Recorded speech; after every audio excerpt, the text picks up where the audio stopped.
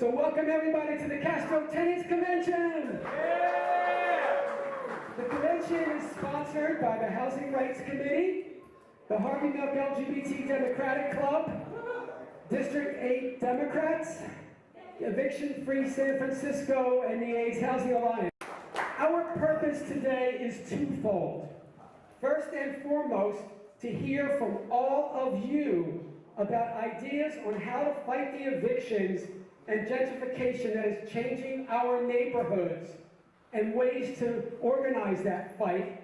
And secondly, to come up with a proposal for a ballot initiative this November. This convention is part of a series of neighborhood conventions spearheaded by the Anti-Displacement Coalition, a coalition of housing and tenants' rights organizations.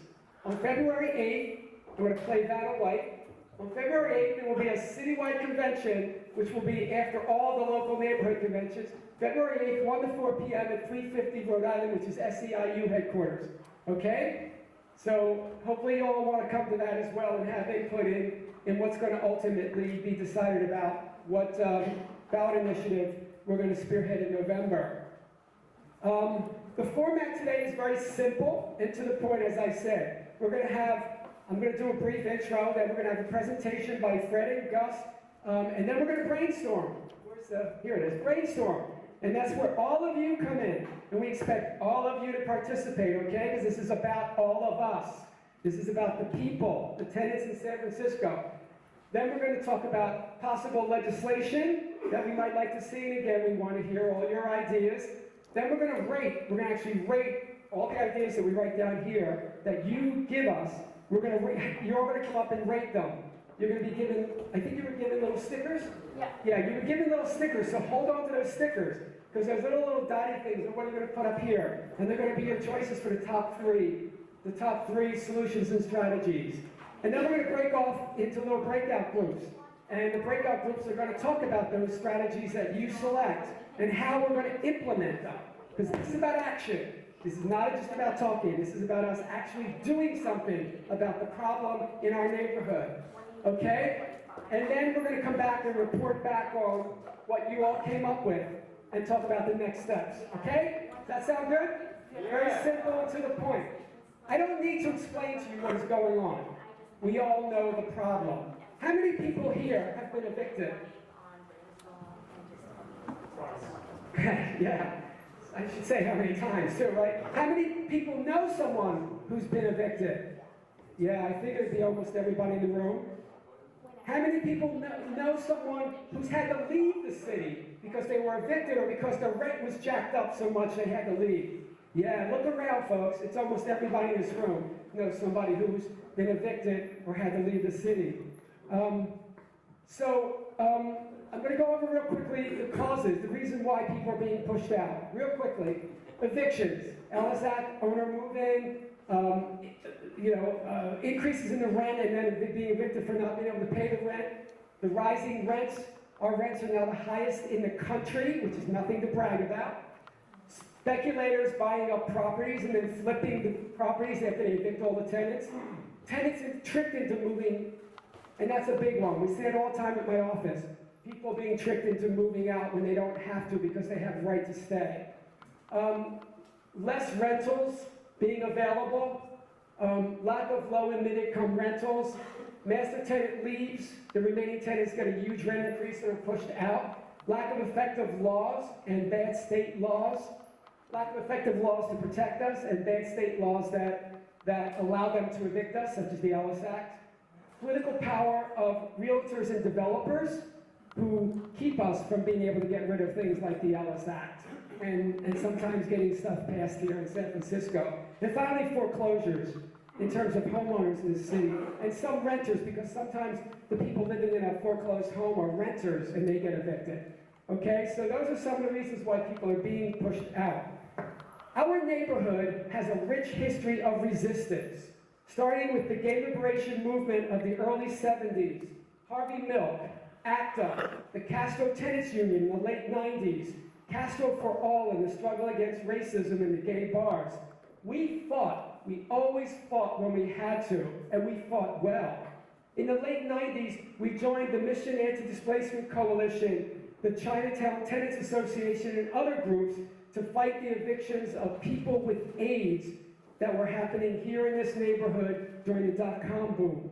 We also set up shelters for homeless queer youth, a food program that is still going, and a place for folks to shower at Mission High.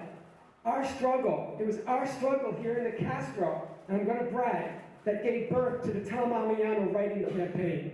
Remember that? An amazing campaign. And we also, our neighborhood also helped elect a progressive board of supervisors in the year 2000 when district elections were reinitiated. It's time to organize like that again. In fact, it's time to organize even stronger and with more power. The stakes are higher than ever. Imagine eviction defense in the neighborhood.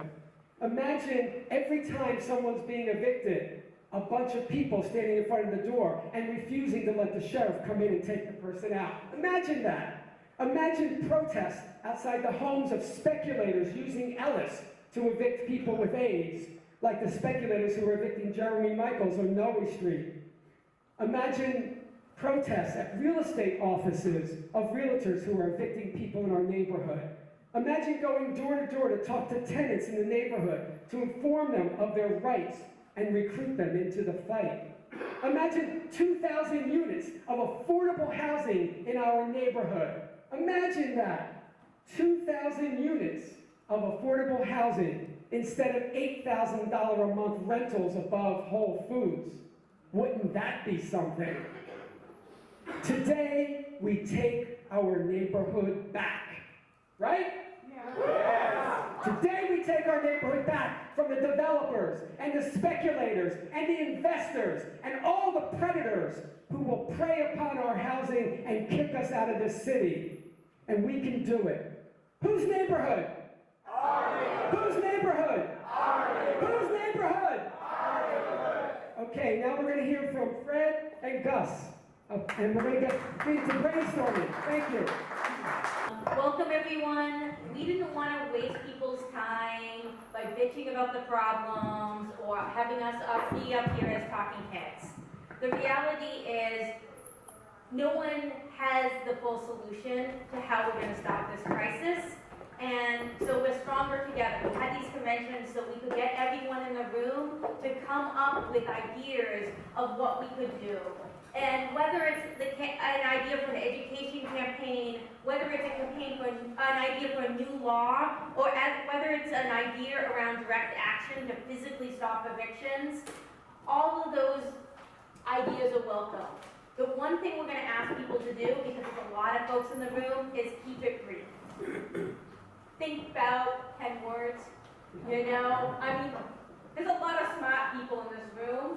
And it's not going to be the end of the idea. The idea is that people are excited about, we're going to break out and talk about more, okay? So just everyone think for a second before we get started, and you'll have a moment, you know, we're going to be doing this for a little bit. But think for a second about someone you know who's been evicted or displaced. Something that you wish, if it was in the neighborhood, you know, and this is the convention for the Castro and the neighboring neighborhoods. So this isn't only for the Castro. It isn't only, for many of us, the Castro is our heart, even if we don't live in the Castro. So think about what we need to do to protect these neighborhoods, to protect the Castro. Think about what you wish was there. What could we make happen? And so that's where we're going from this. Whether it's a law, whether it's an action, full spectrum, putting them up on the board.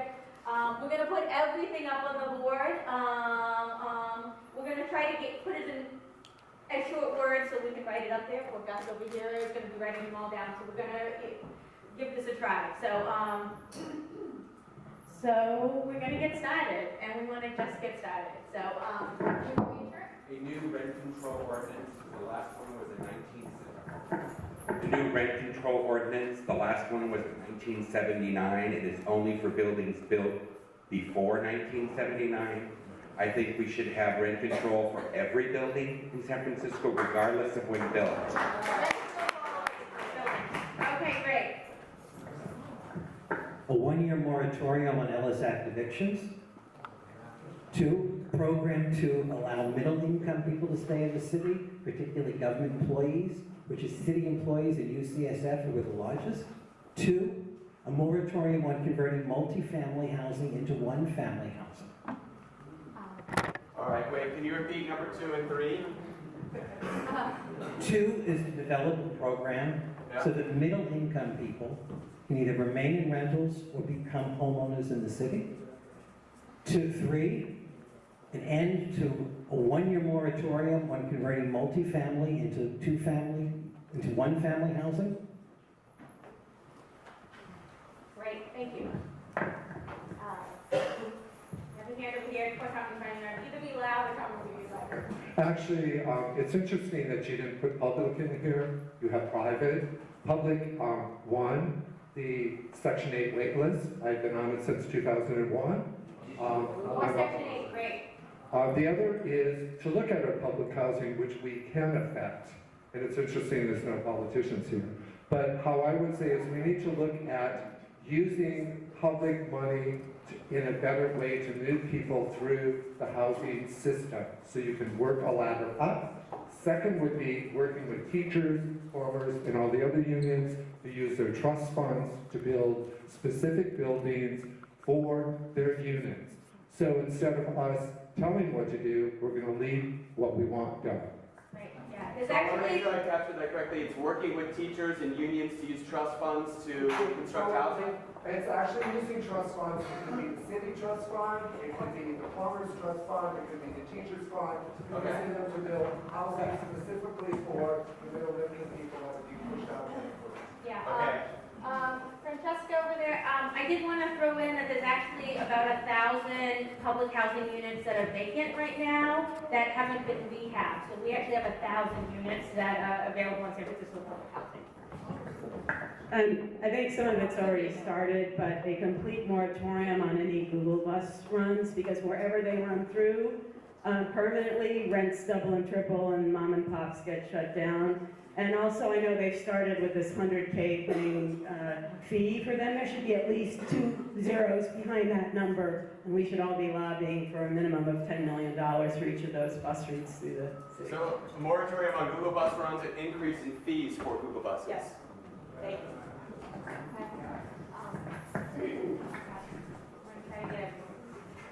Hi, I would like to see transparency when it comes to who's getting all these new apartments, what the rents are going for. I think we need a like public relations outreach and get the media to be our advocates to find out really how much are these rents going for. It should be completely transparent. Who's getting them? How are they getting them?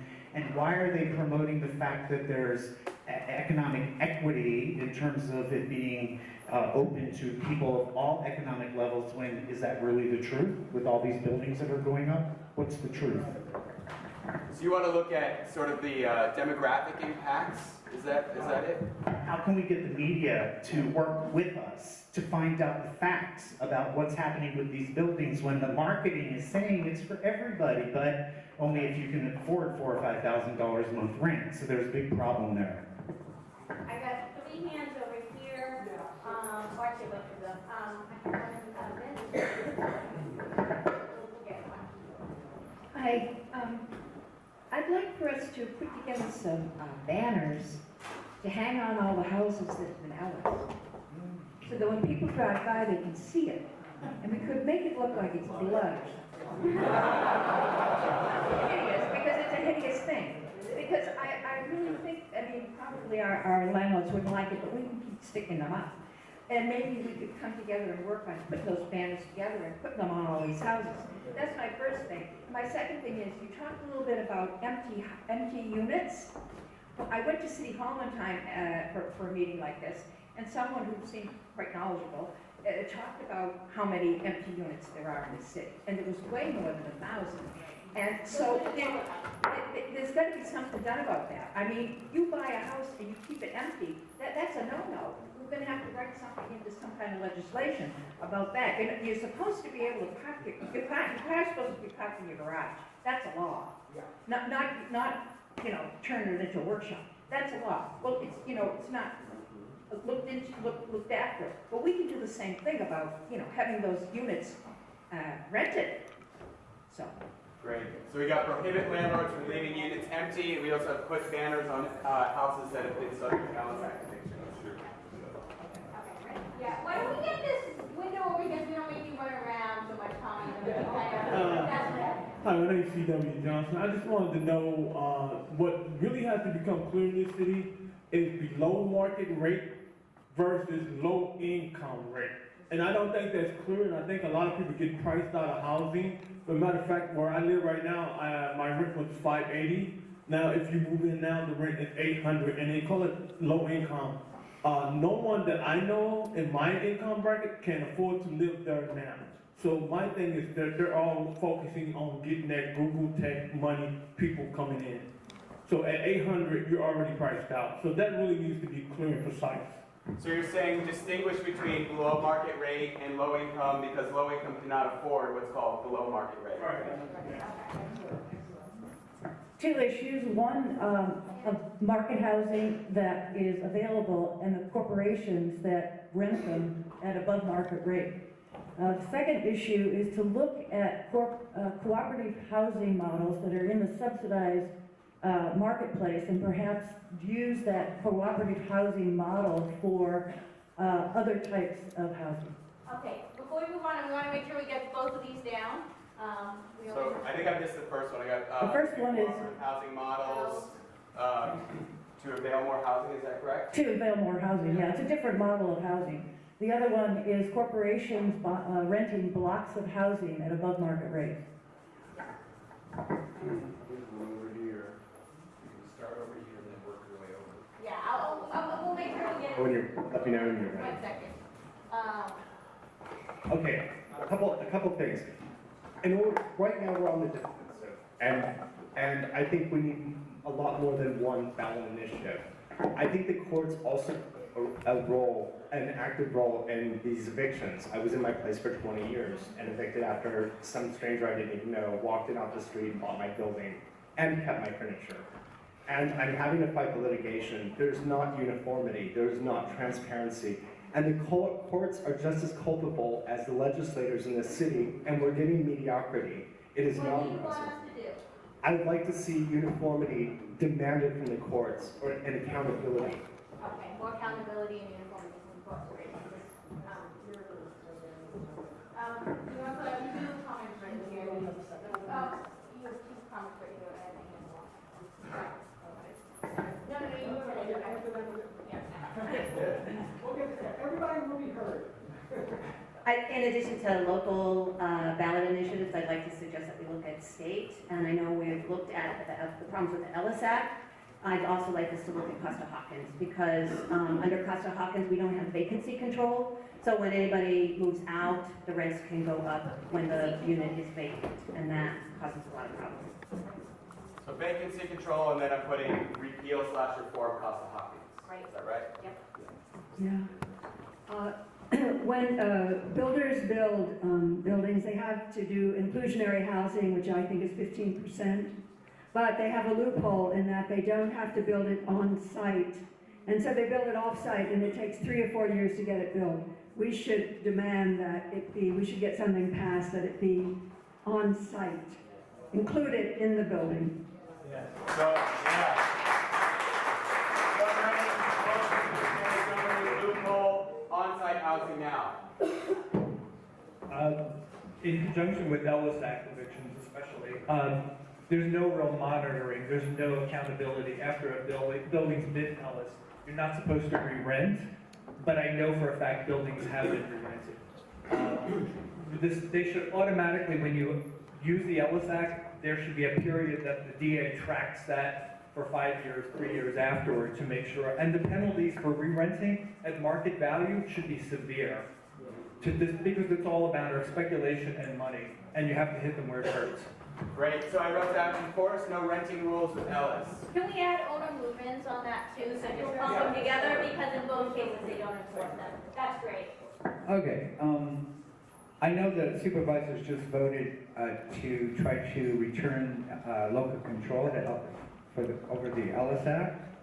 I don't know how successful that'll be in Sacramento. But is there any way we can use local departments to make it very difficult and expensive for owners to use the Ellis Act so that that'll deter them? Make it So- locally more expensive. Use the Okay, local city government departments to make it difficult and expensive for them to use the Ellis Act.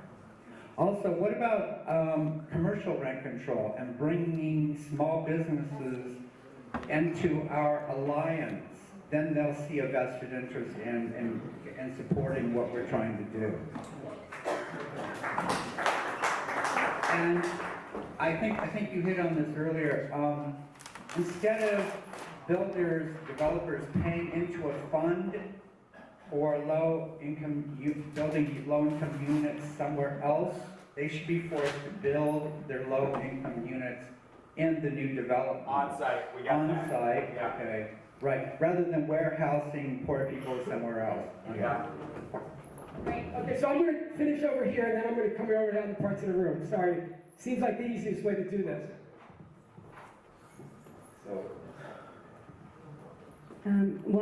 Just making buyouts illegal in general, prohibiting buyouts, and then creating land trusts.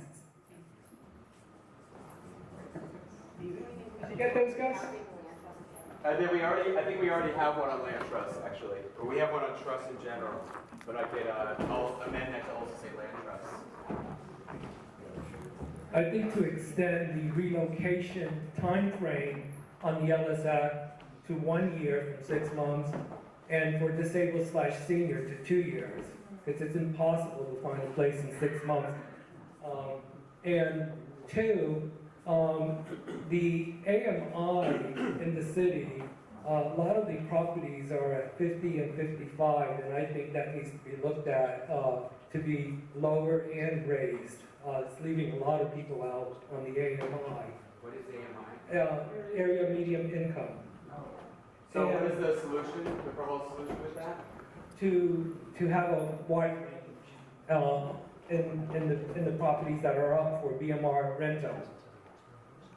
You know, because, for example, the 55 Laguna project is at 50%, and I know quite a few men that are at 55 and 60%, and they're not going to be able to apply for that lottery. Can you help me boil it down to a bullet point?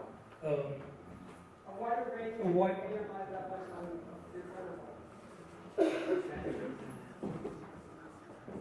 And So I think wider someone, range of AMI levels Those to are our constitute bills. affordable. It'll be lower than about 50%.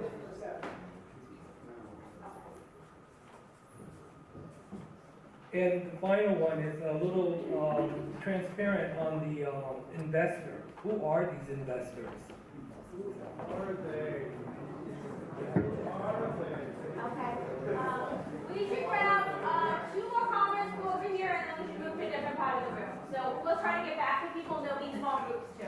Okay, I just want to add one imagine to what Tommy was giving us earlier. Imagine if everyone in this room gets out to block the eviction of the Safeway Recycling Center. Okay?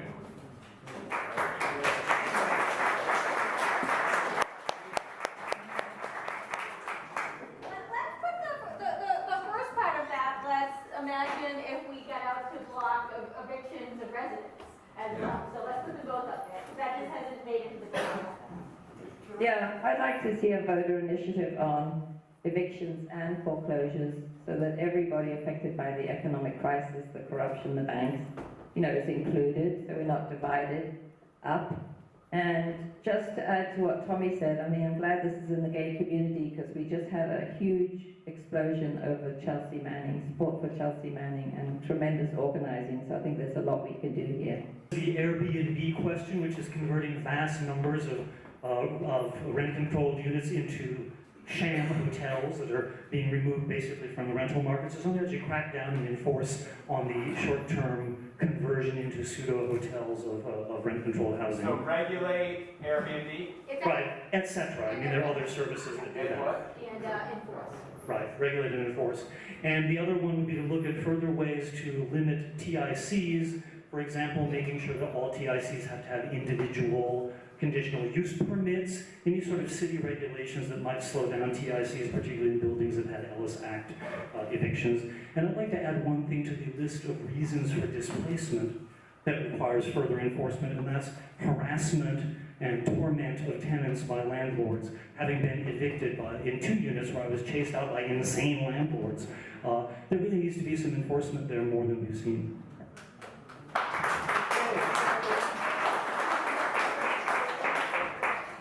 One last person here who's had a hand for a long time, and then let's move to the center of the room.